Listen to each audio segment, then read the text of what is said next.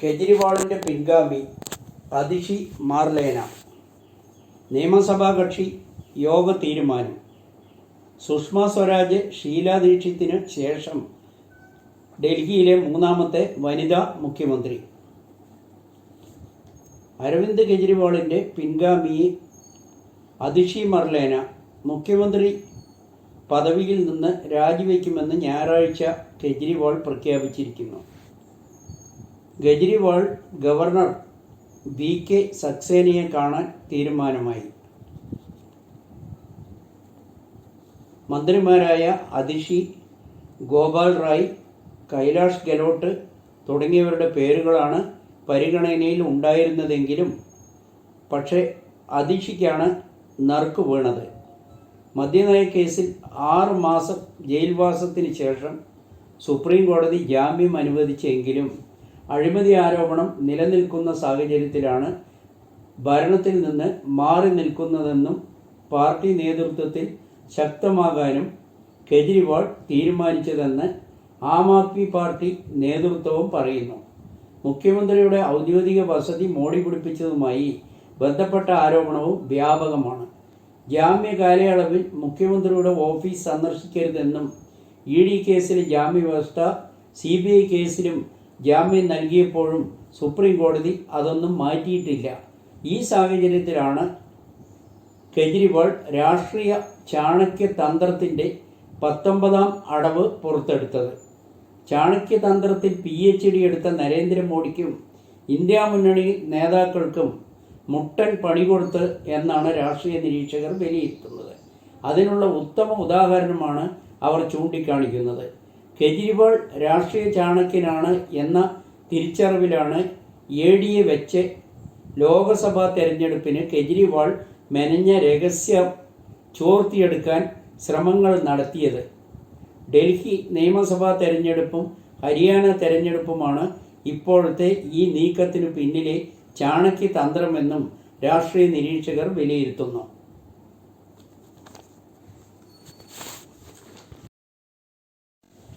മലപ്പുറത്ത് ഭീതി, monkey pox എന്ന് സംശയം. ദുബായിൽ നിന്നെത്തിയ യുവാവ് നിരീക്ഷണത്തിൽ. മലപ്പുറത്ത് മങ്കി പോക്സ് പോക്സ് രോഗലക്ഷണമെന്ന സംശയത്തിൽ യുവാവിനെ മഞ്ചേരി മെഡിക്കൽ കോളേജിൽ പ്രവേശിപ്പിച്ചു. ദുബായിൽ നിന്ന് ഒരാഴ്ച മുമ്പ് നാട്ടിലെത്തിയ എടവണ്ണ സ്വദേശിയായ 38-കാരനാണ് നിരീക്ഷണത്തിലുള്ളത്. ഇയാളുടെ സ്രവം sample Kozhikode medical college virology ലാബിലേക്ക് അയച്ചു. രോഗലക്ഷണങ്ങളുള്ളത് യുവാവ് നിരീക്ഷണത്തിൽ തുടരുകയാണ്. ഇന്നലെ വിദേശത്ത് നിന്നും എത്തിയ യുവാവിൻ്റെ രോഗലക്ഷണങ്ങൾ കണ്ടതോടെ ആശുപത്രിയിൽ പ്രവേശിപ്പിച്ചത്. ആശുപത്രിയിൽ ത്വക്ക് രോഗ വിഭാഗം OPയിൽ ചികിത്സ തേടിയാണ് യുവാവ് എത്തിയത്. പനിയും തൊലിപ്പുറത്ത് ചിക്കൻ പോക്സിൻ്റെ സമാനമായ തടിപ്പുകൾ കാണാനിടയായതിനെ തുടർന്ന് നിരീക്ഷണത്തിലാക്കിയിരിക്കുന്നത്. പോക്സ് ആണെന്ന സംശയത്തിൻ്റെ അടിസ്ഥാനത്തിലാണ് മുൻകരുതൽ എന്ന് പരിശോധനാ ഫലം പ്രതീക്ഷിച്ചിരിക്കുകയാണെന്ന് നിലവിൽ ആശങ്കപ്പെടാനൊന്നുമില്ലെന്ന് അധികൃതർ വ്യക്തമാക്കി. മലപ്പുറത്ത് തന്നെ നിപ രോഗവുമായി ബന്ധപ്പെട്ട അയച്ച 13 പേരുടെ സ്രവ പരിശോധനാ ഫലം ഇന്ന് ലഭിക്കും. വണ്ടൂരിൽ നിപ സ്ഥിരീകരിച്ചതിന് പിന്നാലെയാണ് കോഴിക്കോട്, പാലക്കാട് ജില്ലകളിൽ ജാഗ്രതാ നിർദ്ദേശം നൽകാൻ പോവുകയാണെന്ന് വിവരം പുറത്തു വരുന്നത്. നിപ അവലോകന യോഗത്തിന് പുറമെ കേന്ദ്ര ആരോഗ്യമന്ത്രി JP നദ്ദയുമായി സംസ്ഥാന ആരോഗ്യമന്ത്രി വീണ ജോർജ് കൂടിക്കാഴ്ച നടത്തുന്നുണ്ട്. നിപ സ്ഥിരീകരിച്ച മലപ്പുറം തിരുവാതിരയിൽ ഇന്നും ആരോഗ്യവകുപ്പിൻ്റെ സർവേ നടക്കും. യുവാവിൻ്റെ സമ്പർക്ക പട്ടികയിൽ 175 പേരുടെ ലിസ്റ്റാണ് കാണുന്നത്. മുല്ലപ്പെരിയാർ ഡാം പ്രശ്നമില്ലെന്ന് മേൽനോട്ട സമിതി. സമഗ്ര പരിശോധനയ്ക്ക് മുൻപേ ക്ലീൻ ചിറ്റ്. ജനങ്ങളുടെ ചങ്കിടിപ്പിന് കുറവൊന്നുമില്ല. വൻവിവാദ പ്രശ്നങ്ങൾ നിലനിൽക്കുന്ന സമയത്താണ് സമഗ്ര സുരക്ഷാ പരിശോധനയ്ക്ക് വട്ടം കൂട്ടുന്നതിനിടയിൽ അണക്കെട്ടിന് കാഴ്ചയിൽ പ്രശ്നമില്ലെന്ന മേൽനോട്ട സമിതിയുടെ ക്ലീൻ ചിറ്റ് റിപ്പോർട്ട് കേന്ദ്ര ജല commission chief engineer Rakesh Kashyap ചെയർമാനായുള്ള കമ്മിറ്റി ജൂൺ 13-നാണ് മുല്ലപ്പെരിയാർ അണക്കെട്ട് സന്ദർശനം നടത്തിയത്. കേരളത്തെ പ്രതിനിധീകരിച്ച് പ്രിൻസിപ്പൽ സെക്രട്ടറി അശോക് കുമാർ സിംഗും interstate water chief engineer R. പ്രിയേഷും കമ്മിറ്റിയിലുണ്ട്. Kaveri cell chairman Subramaniam, additional chief secretary Sandeep Saxena, എന്നിവരായിരുന്നു തമിഴ്നാട് പ്രതിനിധികൾ. അണക്കെട്ടിന് സാരമായ പ്രശ്നങ്ങൾ ഉള്ളതായി ആരും സമിതി ശ്രദ്ധയിൽപ്പെടുത്തിയിട്ടില്ലെന്നും റിപ്പോർട്ടിൽ പറയുന്നു. പ്രധാനമായും ബേബി ഡാമിൽ സ്പിൽവേ എന്നിവയും പരിശോധിച്ചു.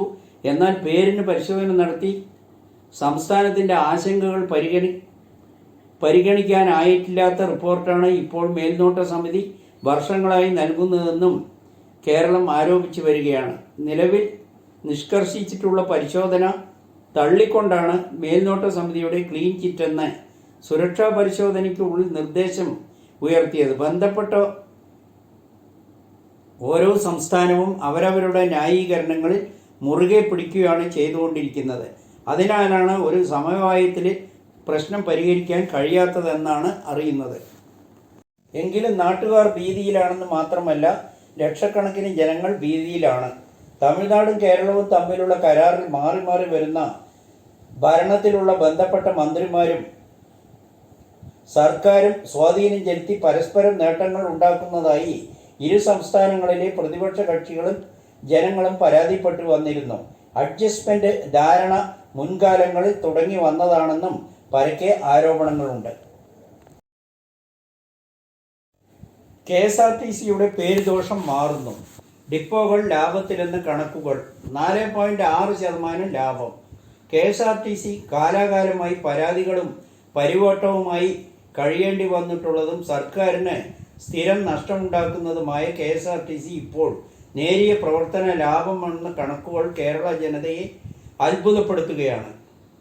ഇതിൻ്റെ ക്രെഡിറ്റ് പുതിയ മന്ത്രിക്കോ ആർക്കാണെന്ന് പറയാനാകില്ല.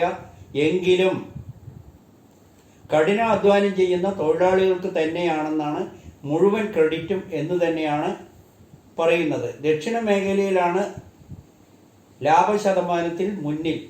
7.6%, 2.67 കോടി.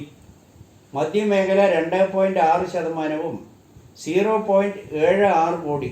ഉത്തരമേഖല 2.7%, 0.63 കോടി രൂപ.